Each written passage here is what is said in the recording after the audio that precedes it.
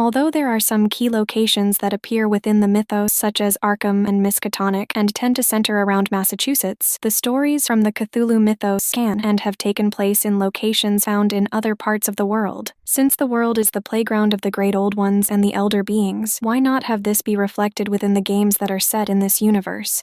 Greetings and welcome back to Checkpoint Gaming, Eldritch Horror. In this episode, we'll be going over how to incorporate the expansions into the game. With the expansions, there are 8 of them as of the writing of this episode, and they consist of the Cities in Ruin, the Dreamlands, Forsaken Lore, Masks of Nyarlathotep, the Mountains of Madness, Signs of Carcosa, Strange Remnants, and Under the Pyramids. With Forsaken Lore, it's the simplest to incorporate since its components are just added to the respective decks or pools, with all components being used during play, unless it's stated otherwise. If playing with the Signs of Carcosa, add all the impairment tokens into the general token pool, shuffle all the unique asset cards into the unique asset deck, and place it face up near the asset deck. With the Dreamlands, Masks of Nyarlathotep, Mountains of Madness, Signs of Carcosa, Strange Remnants, and Under the Pyramids, each expansion comes with components that are dependent on each other, requiring everything that comes with any of these expansions needing to be implemented. With all adventure, focus, impairment, and or research tokens that come with any given expansion, add them to the general token pool, followed by shuffling the unique assets cards to create the unique asset deck, which is placed face up near the asset deck.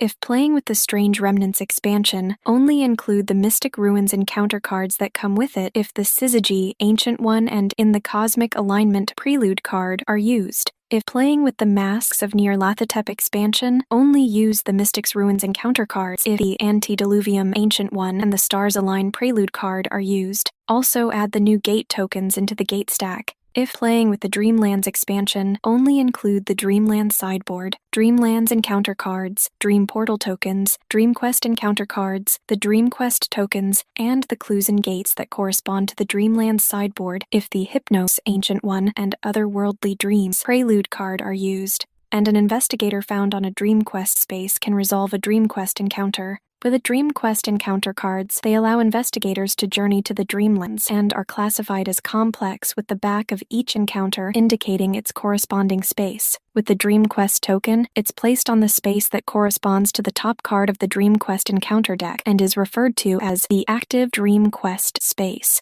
But if the top card of the DreamQuest encounter deck changes for any reason, then the DreamQuest token is to be moved to the appropriate space. During the encounter phase, an investigator can either 1. Draw and resolve the top card of the DreamQuest encounter deck if at the DreamQuest token space, or 2. Draw and resolve a Dreamlands encounter when at Celephias, Dilith Lean, or Ulthar. When an investigator encounters a clue while on the Dreamlands sideboard, they draw a research encounter for the chosen Ancient One and resolve the corresponding effects of that space type. When not on the Dreamlands sideboard and an investigator wants to move on to said sideboard, they can perform a rest action and spend 1 clue or perform a -1 will test, which causes them to move to the Enchanted Wood. Dream portals also allow investigators to travel between the Dreamlands sideboard and the main board. With dream portals, they're the thinning of the boundaries between the waking world and the dreamscape, where each space that has a dream portal is connected by a local path to the space that has the corresponding token. Some effects also spawn dream portals, which is done by revealing gates from the top of the gate stack until a gate is flipped that corresponds to a space not on the Dreamland sideboard and doesn't have a dream portal on it. From there, place the gate onto said space. With each revealed gate, leave them revealed and don't randomize the gate stack after spawning unless an effect states otherwise.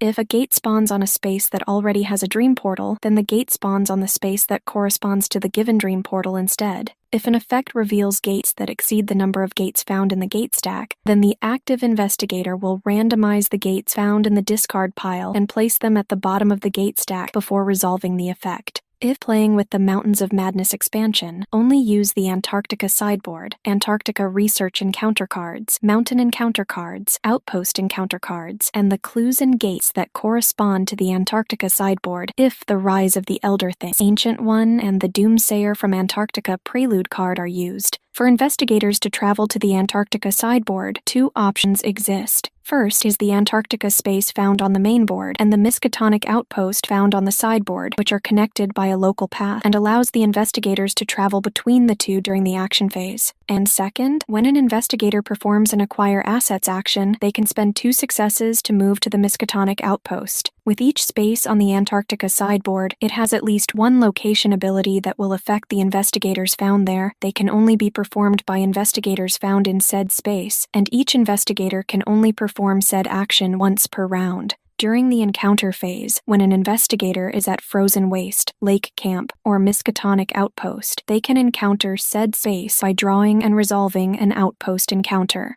And when an investigator is found at City of the Elder Things, Plateau of Lang, or Snowy Mountains, they can encounter said space by drawing and resolving a mountain encounter. When encountering a clue found on the Antarctica sideboard, instead of resolving the research encounter for the selected Ancient One, the investigator will draw and resolve an Antarctica research encounter. Antarctica research encounters also count as research encounters when it comes to game effects. If playing with the Under the Pyramids expansion, only use the Egypt sideboard, Egypt encounter cards, Africa encounter cards, and the clues and gates that correspond to the Egypt sideboard spaces if the Nefrenka, Ancient One, and Under the Pyramids prelude card are used. When moving between the main board and the Egypt sideboard, a few options exist. First is through local and ship paths, and second is through other move effects. With the movement spaces, they consist of the pyramids which connect to the Alexandria, Cairo, Tel El Amarna, and the Bent Pyramid spaces. The Heart of Africa connects to the Nile River, and Space 10 connects to the Sahara Desert, all through local paths, and with Space 17, it connects to Cairo through a ship path.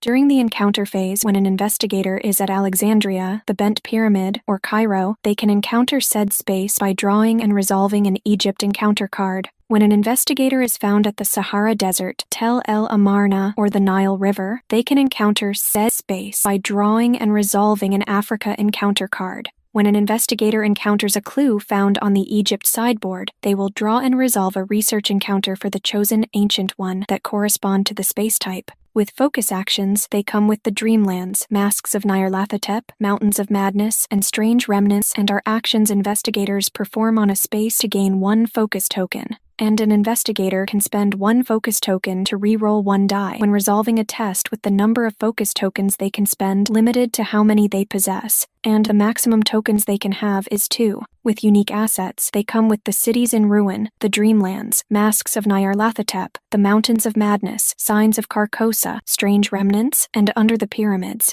They count as rewards from engaging in certain encounters, are double-sided, count as possessions, can be traded during the trade action, and there's no limit to the number of unique assets an investigator can possess. And when a unique asset is discarded, also discard their tokens. When an effect says an investigator gains a random asset, it's only gained from the asset deck, not the unique asset deck, with investigators only gaining a unique asset when an effect specifically says so. And if an investigator gains a treasure map unique asset and no clues are found in the clue pool, then the investigator will take a clue found on the nearest space and place it face up on their treasure map unique asset card. With the Mystic Ruins encounters, they come with the Strange Remnants, and the Masks of Nyarlathotep expansions are classified as complex and allow the investigators to explore strange and unexplained places found around the world, or the ruins of pre-human civilizations from Earth's distant past. The back of each Mystic Ruins encounter card also indicates what space it corresponds to. Regarding the Mystic Ruins encounter cards that come with Strange Remnants, they can only be used if Syzygy is the selected Ancient One, or the In Cosmic Alignment Prelude card is used, while those that come with the Masks of Nyarlathotep can only be used if Antediluvium is the selected Ancient One, or the Stars Align Prelude card is used. When setting up the Mystic Ruins encounter deck, take all the Mystic Ruins encounter cards from their respective expansion and shuffle them into a single deck with another player cutting it. With the Mystic Ruins token, it's placed on the space indicated by the top card of the Mystic Ruins encounter deck and is known as the Mystic Ruins space. And if the top card of the Mystic Ruins deck ever changes for any reason, then move the Mystic Ruins token to the new space. If an investigator is found on the Mystic Ruins space during the encounter phase, they can encounter it by drawing and resolving the top card of the Mystic Ruins encounter deck.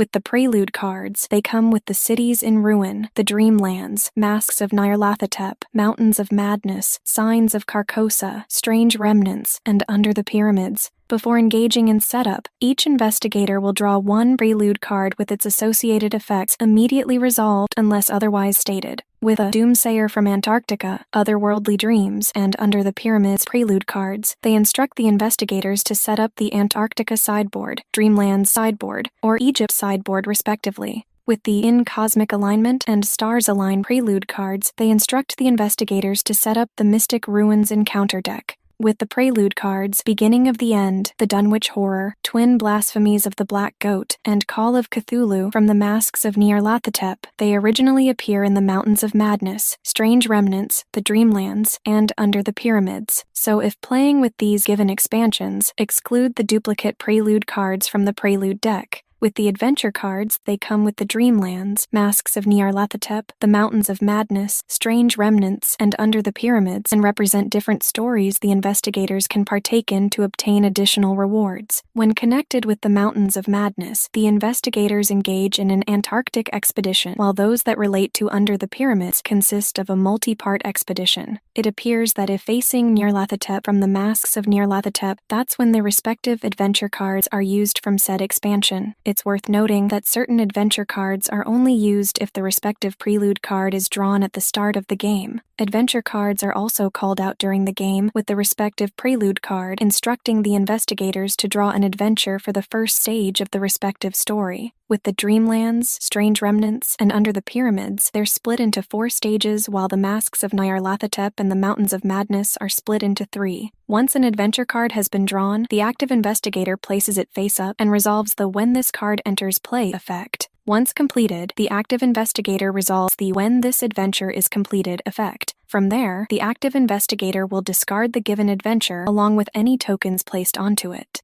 And with the Dreamlands, the Masks of Nyarlathotep, and Strange Remnants, each adventure card instructs the investigators to draw an adventure from the next stage of the story until the investigators have reached that given stage. With the Masks of Nyarlathotep adventure, it consists of 4 stories and possesses unique traits as a means of differentiating them, where each trait refers to a different cult. Each mystery connected with Nyarlathotep's Ancient One instructs the investigators to set aside and draw one of these stories. With the adventure cards, they come with the Dreamlands, Masks of Nyarlathotep, Mountains of Madness, Strange Remnants, and Under the Pyramids. With the adventure cards that come with the Dreamlands, they're used by the Otherworldly Dreams prelude card. With the adventure cards that come with the Masks of Nyarlathotep, they're used by the Nyarlathotep Ancient One. With the adventure cards that come with the Mountains of Madness, they're used by the Doomsayer from Antarctica prelude card. With the adventure cards that come with Strange Remnants, they're used by the In Cosmic Alignment prelude card. With the adventure cards that come with Under the Pyramids, they're used by the Under the Pyramids prelude card. When it comes to the Lost in Time and Space conditions, they come with the Forsaken Lore expansion and will affect investigators differently when compared to other conditions. When an investigator has one of these conditions, the following rules apply. First, they remove their investigator token from the game board and discard any detained conditions they possess. This will prevent them from occupying any space found on the game board or sharing a space with tokens and other investigators, including those that possess a Lost in Time and Space condition. Second, they pass the lead investigator token to another investigator, if applicable, assuming this other investigator doesn't possess a Lost in Time and Space condition. Third, they can't move, perform any actions, or be moved by another investigator. They'll also be unaffected by the Mythos cards, Reckoning effects, or any other game effects. Fourth, the investigator can't resolve their passive ability, and it won't affect other game elements. The investigator also can't spend any resources. Fifth, if a Lost in Time and Space condition causes a gate to spawn and there aren't any in its stack or discard pile, then the affected investigator will choose a gate found on the game board. And sixth, an investigator with a Lost in Time and Space condition will win or lose the game with the rest of the group. If playing with the Cities in Ruin expansion, take the Disasters and Devastation encounter cards, create their respective decks, and place them next to the Mythos deck and the other encounter decks respectively. From there, add the Devastation tokens to the general token pool. When it comes to the Disaster cards and Devastation encounters, they come with the Cities in Ruin expansion. With the disaster cards, they represent natural and unnatural forces of destruction and affect a variety of different locations. There are also some effects that cause the investigators to draw and resolve one or more disasters, which is done by the lead investigator drawing the top card of the disaster deck, reading it aloud, and immediately resolving its effects. From there, the card is discarded, face up, in the disaster's discard pile. With devastation encounters, they have effects that can cause the listed city space to be destroyed with all clue and defeated investigator tokens on it being discarded. The expedition encounter deck searched for each card that corresponds to the devastated space so that they can be removed, and a devastation token placed onto the given space. With clues, they get discarded if they're spawned on a devastated space and they can't be moved there. Devastated spaces also lack a space type,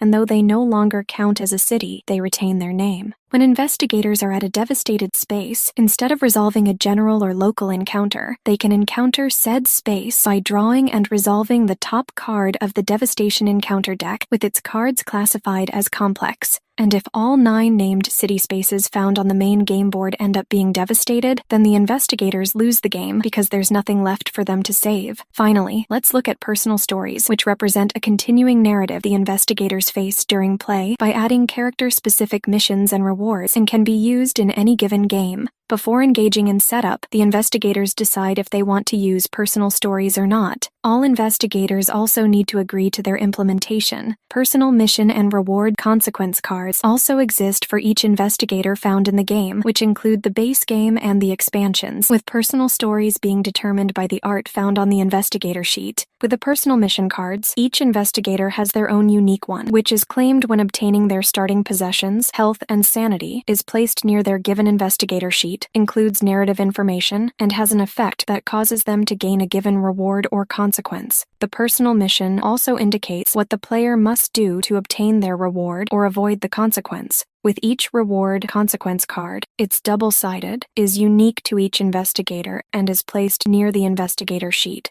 With the reward or consequence the investigator receives, it's based upon their personal mission. They will gain either the reward or consequence, but not both, and will be retained for the rest of the game. Personal missions, rewards, and consequences also can't be discarded by other in-game effects. Although the rewards consequence cards behave like possessions or conditions, they don't count as such, preventing them from being affected by effects that would otherwise affect other card types. So with that said, that is what you need to know about how to go about incorporating the expansions into the game. With that taken care of, we can start talking about how to go about dealing with the optional rules. If you liked this episode, feel free to give it a like, and if you want to stay up to date on any future episodes we upload, go ahead and subscribe. You can also support us on Patreon for as little as $1 a month at patreon.com/checkpointgaming. See you in the next episode, and happy gaming.